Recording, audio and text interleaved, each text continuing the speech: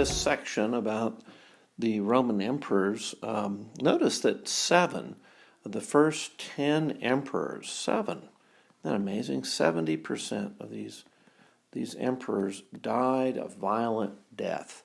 So they were killed, they were assassinated, they were taken in a plot, an overthrow. And you see that emperors didn't work out very well. Even though it brought stability and peace, the price was tyranny. And so bloodshed, the emperors abused their powers, and also slavery. As the empire grew, about 1/3 of the people in the empire were slaves. And so just a huge impact on the culture and upon the empire. Rome is known as the Eternal City. And so it had this reputation that it came about 750 BC, and it's going to last until 476 AD. So you can see that it's over 1,000 years. And so to give you an idea, our nation, the American nation, is about 234 years or so. And you can see, wow, that's 4 times longer. And so this was this long-lasting, people really worshipped the idea of Rome. Rome represented to them security, safety, stability, culture, learning, medicine, architecture, great buildings. Rome just had a tremendous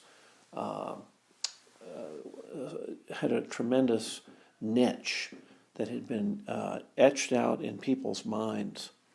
So the emperor of Rome, and this went to a number, had the veto power, so the Senate could pass legislation, but the emperor could veto it.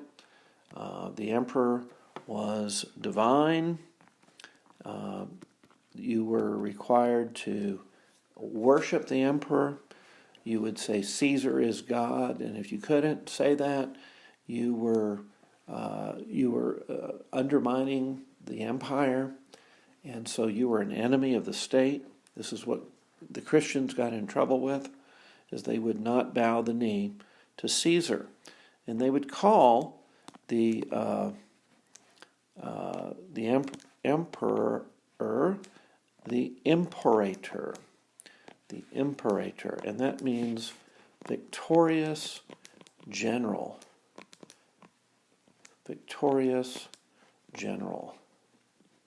Imperator. And Rome established a fairly efficient civil service administration. So these would be bureaucrats who would administer the empire. And so it was pretty efficient for this huge empire and the lack of easy transportation and communication. It was very, very efficient. Now, we've talked quite a bit about the emperors, and we're going to kind of finish that up, but take the remainder of our time to evaluate and learn a little bit more about the Roman military. And you should know some of the key positions in the military.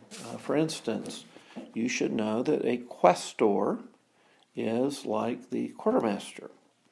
And the quartermaster secures all the food, the equipment. The quartermaster is in charge of all the practical supplies that's needed. And so there was a questor in the legion. The legion could stand alone and was able to exist kind of on its own with its own supply, its own organization. And so the questor was often commander of one of the legions. And they had several legatus. Legatus were staff officers. So these staff officers were administering and helping the troops. There was a dux. The dux was the commanding general. And dux means leader. Dux was the general. There were engineers attached to each legion. And so the Romans became very proficient as they built forts. And even at night, when they would come into an encampment, they would set a fort up that would include blockhouses. And they would protect the men as they slept. The few times they didn't do that, sometimes they were caught unaware and their legion was cut up and massacred in the night. So if you can imagine a night attack and the enemy comes right down on you and you're sleeping there and you've got to put your armor on and find your sword, and meanwhile the enemy has fallen on you. So a night attack is particularly effective. So they would build forts and fortifications for the use of the army. Engineers would also build siege machines. So they would use these big battering rams and let me write machines again. There you go. Big siege machines. They also had spies. If you remember in your handout, the spies were the speculatorium, or spectatores, And of course it means to look. We have the word inspect or to respect. So the spies went behind the enemy lines and would report on the enemy and give troop locations and numbers of the enemy. And then there were also scouts or patrols. So the scouts and patrols were sent out, usually in front of the army, and they would scout out a position. So you should be certainly aware of those. But let's look at three other things that and positions that really helped the legion. In every legion, there were 6 military tribunes. So 6 military tribunes were in charge of the minor details, the marches. So a lot of the technical things the tribunes would take care of. Now, this is not to be confused with the 2 tribunes that were attached to the Senate, who would have the veto power. So don't get those confused. These are military tribunes. And there was also the Centurion. The Centurion was in charge of a century, 100 men, also known as an ordo, which was the unit that the Romans called it. They didn't call it a century. But he was a non-commissioned officer. That means he wasn't trained through a military academy or special training. He was a recruit who, because of his service and because of his bravery, he was promoted by the men. So a centurion was a very popular person. He'd been promoted to that position from the men in his unit. So they knew him and promoted him. And then the signifer. Now the signifer is the final one that we're going to talk about today. The signifer was the standard bearer. He would bear the standard. And the standard would be how the men could look up and see where their unit was. They would see what their unit, where it was located. And so this was very important. Now today we have a flag. So the regimental flag is the thing that the men rally to. So if their lines get messed up, they look for that. Now I'm going to go ahead and I'd like you to copy this this little standard, and this would be a standard that a signifer would hold up, and it was just on a long pole. It had a couple small signs that were kind of tacked to the pole, and then at the top of the pole was the Roman eagle. So there was this eagle, and not doing a real good job here, but the wings were stretched out, and you had the eagle, and then the other wing, kind of like this. So the eagle was at top, and underneath the two signs, one had SP, QR,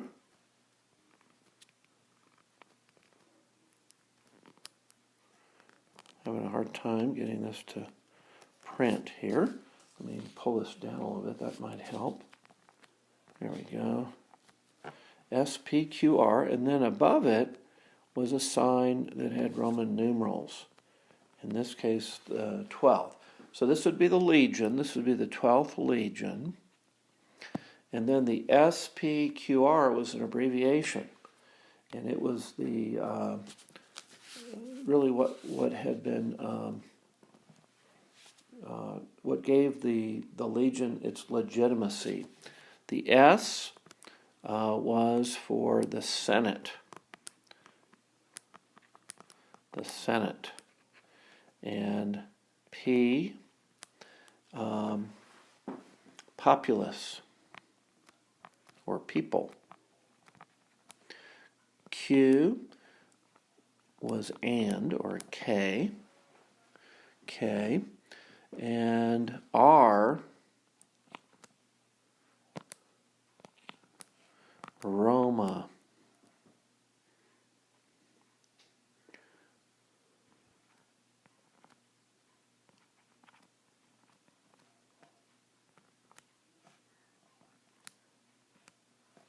So SPQR, the Senate and people of Rome.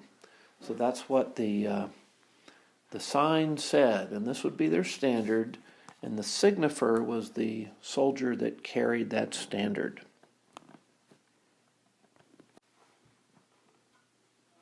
Now this week you are going to receive a article, and you should have already received it, on Roman roads.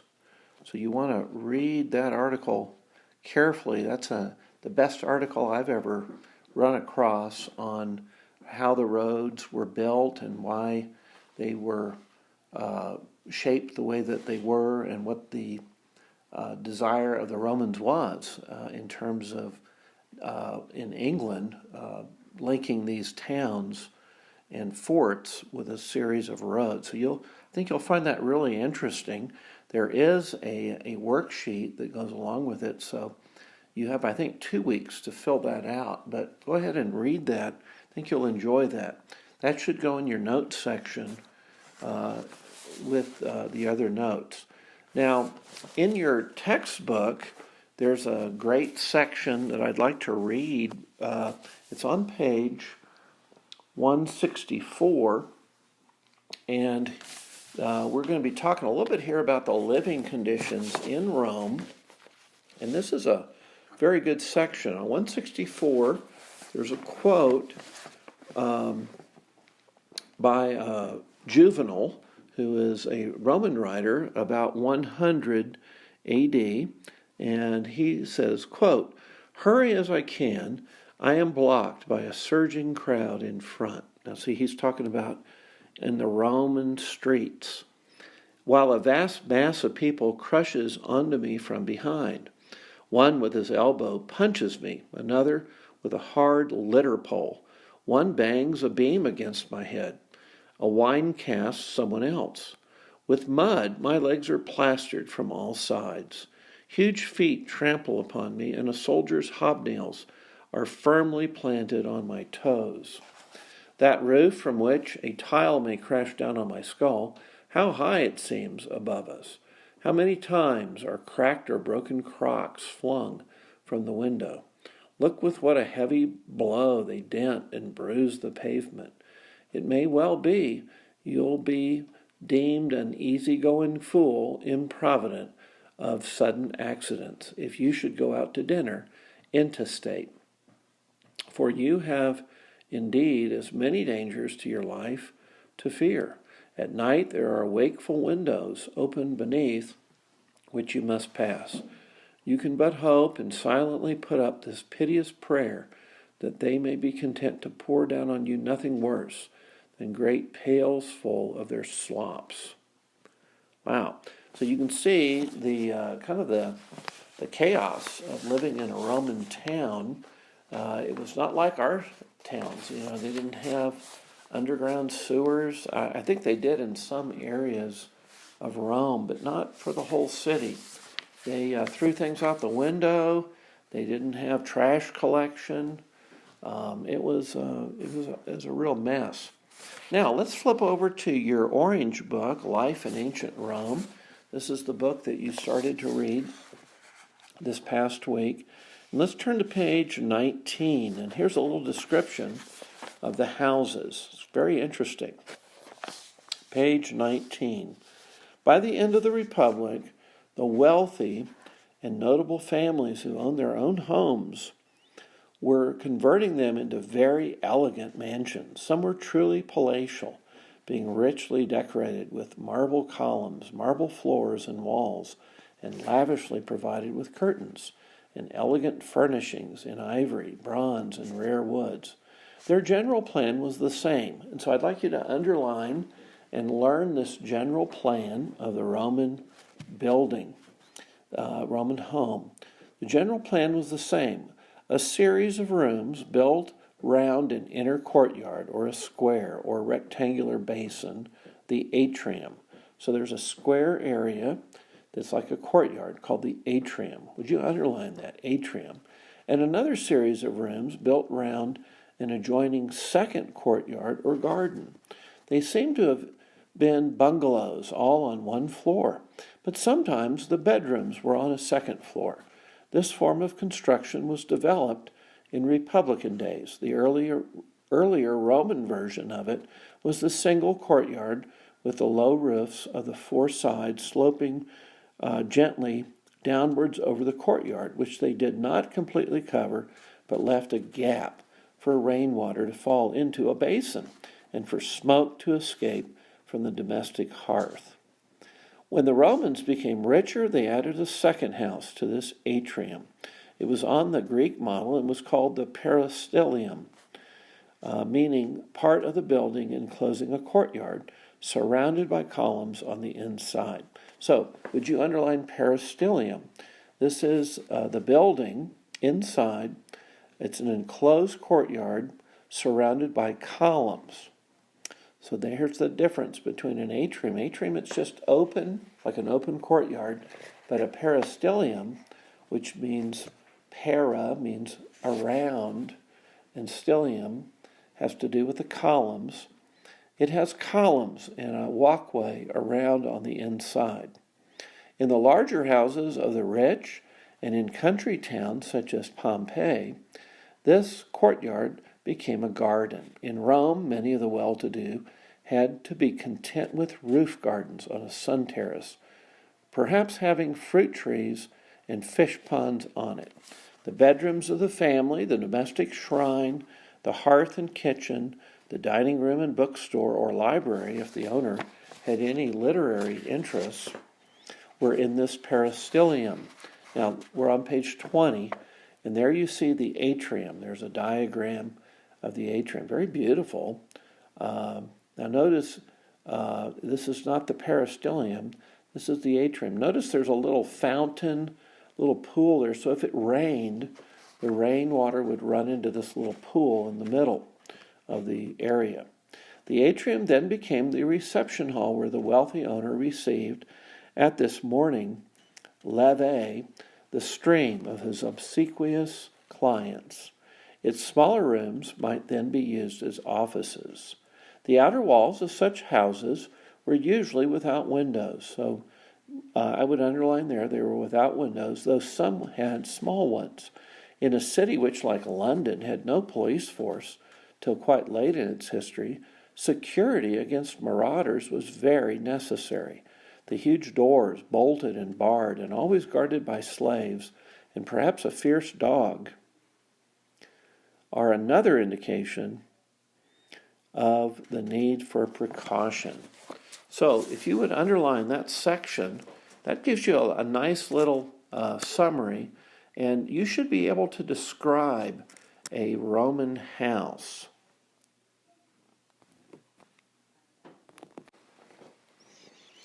Okay, now what I'd like to do is have you turn to the Conquest of Gaul by Caesar, and I'd like to review the sheet that I gave you, Commentaries on the Gallic Wars, and it's the Latin phrases of the very first lines of his book, very famous lines.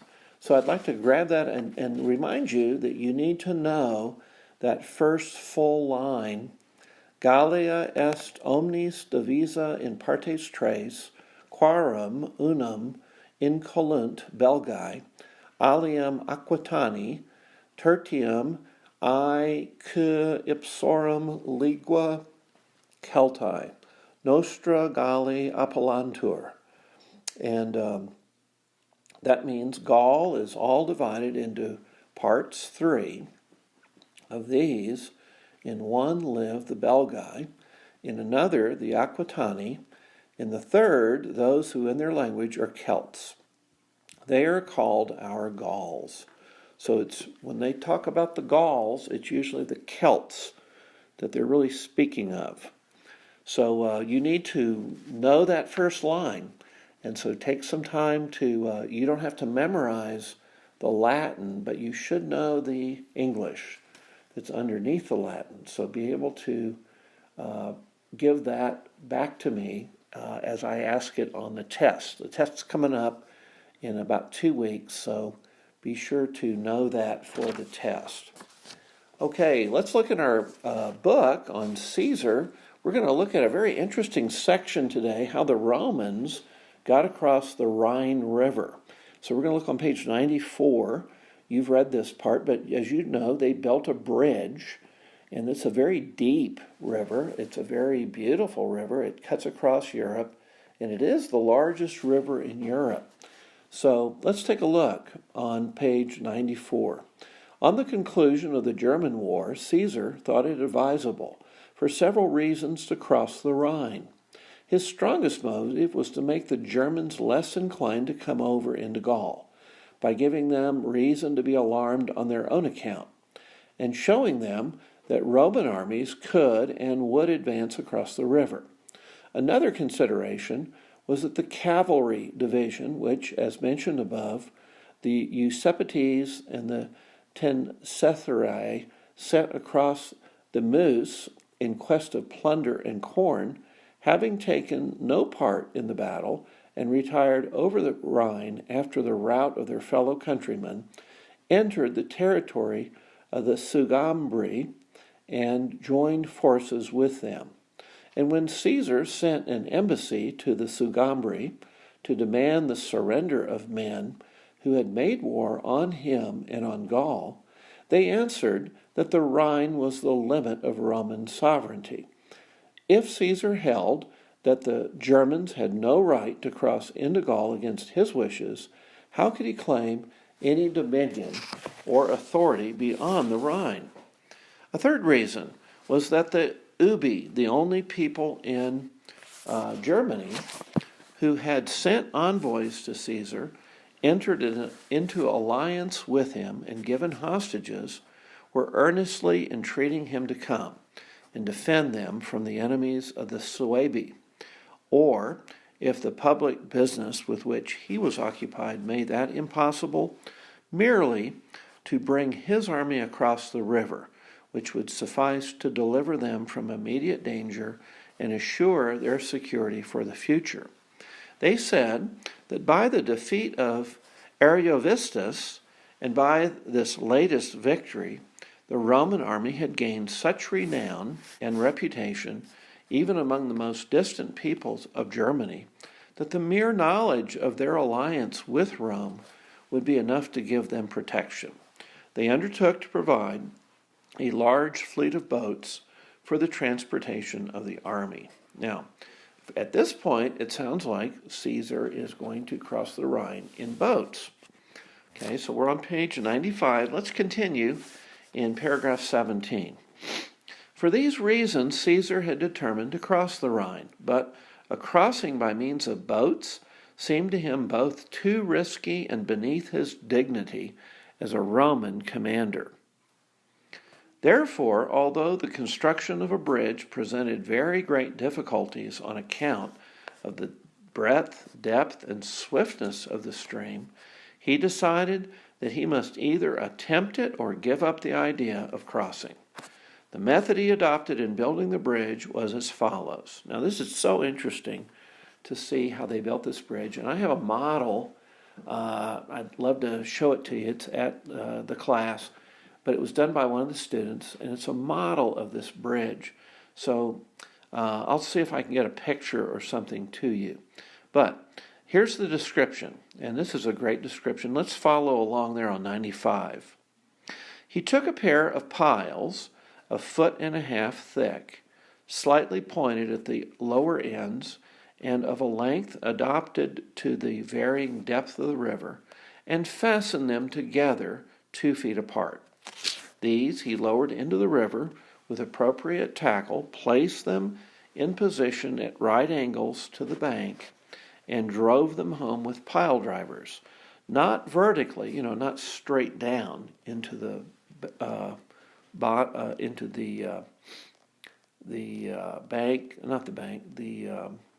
the bed of the river, not vertically as piles are generally fixed, but obliquely inclined in the direction of the current. So as the current was, say, coming down from the right to the left, across the way, he put the piles in so they were slanted, the tops were slanted over to the right so that they were pointing upstream, okay? So opposite these, 40 feet lower down the river, another pair of piles was planted, similarly fixed together and inclined in the opposite direction to the current. The two pairs were then joined by a beam, 2 feet wide, whose ends fitted exactly into the spaces between the two piles, forming each pair. The upper pair was kept at the right distance from the lower pair by means of iron braces, one of which was used to fashion each pile to the end of the beam. The pairs of the piles being thus held apart, and each pair individually strengthened by a diagonal tie between the two piles, the whole structure was so rigid that in accordance with the laws of physics, the greater the force of the current, the more tightly were the piles held in position. A series of these piles and transverse beams were carried right across the stream and connected by lengths of timber running in the direction of the bridge. On these were laid poles and bundles of sticks. In spite of the strength of the structure, additional piles were fixed obliquely to each pair of the original piles along the whole length of the downstream side of the bridge, holding them up like a buttress and opposing the force of the current. Others were fixed also a little above the bridge, so that if the natives tried to demolish it by floating down tree trunks or beams, these buffers would break the force of the impact and preserve the bridge from injury. So, in other words, he put little kind of like deflectors up stream from the bridge that if the natives put any big logs or whatever to knock against the bridge, it would hit the deflector first and kind of be deflected away from the big piles that were holding the bridge into the bed of the river. Now we're on page 96. Let's follow along. 10 days after the collection of the timber had begun, the work was completed, and the army crossed over. Leaving a strong guard at each end of the bridge, Caesar marched into the territory of the Sugambri. Meanwhile, a number of tribes sent envoys with requests for peace and friendship. So in other words, they see Caesar coming across the Rhine. They want to be on good terms. They send envoys. They want peace and friendship. So you see what a strong position will sometimes do, that people will then make peace, and they will want friendship rather than war. And it says, Caesar graciously granted, bidding them bring hostages. But the Sugambri, who as soon as the construction of the bridge was begun, had been advised by the fugitive Eusebites and Tenecteri to prepare for flight, had left their country with all their belongings and hidden themselves in forests and uninhabited districts.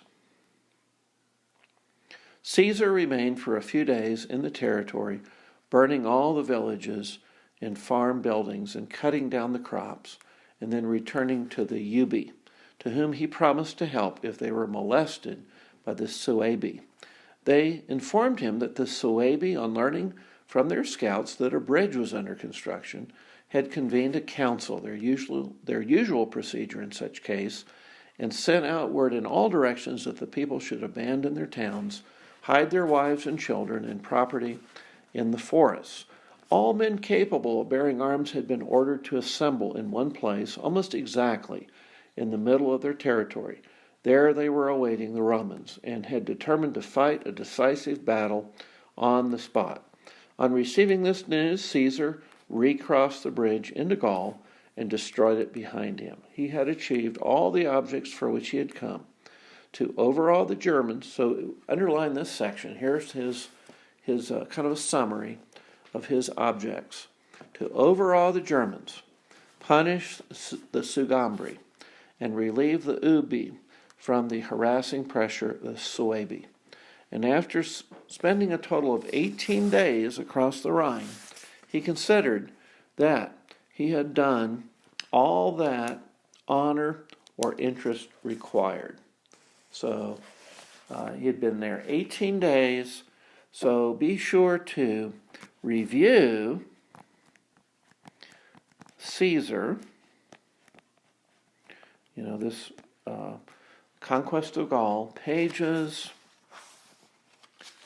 94 to 96, and this is the bridge over the Rhine River. So this is quite an engineering feat, and I think, he did it to kind of show off, look what we can do, and you guys are not going to be able to stand against us. So with this, I want to stop. What a great time to read some of this. It's interesting that we can read these ancient authors and kind of get into their head a little bit, see what they were thinking, why they made some of these decisions. And so anyway, God bless you guys. I'm going to let you go, and look forward to seeing you. Hopefully we'll be able to, I'm hoping that, I'm hoping that we can arrange a field trip this summer to replace the one that we missed, but I'll have to let you know. It looks like it will probably be in late June or July, hopefully, if we can arrange it. So I'll keep you in touch with that. That would be a blast to have a field trip and get to have a class again and have fun and see some cool things. So I'll let you know what we're up to. God bless you. Bye-bye.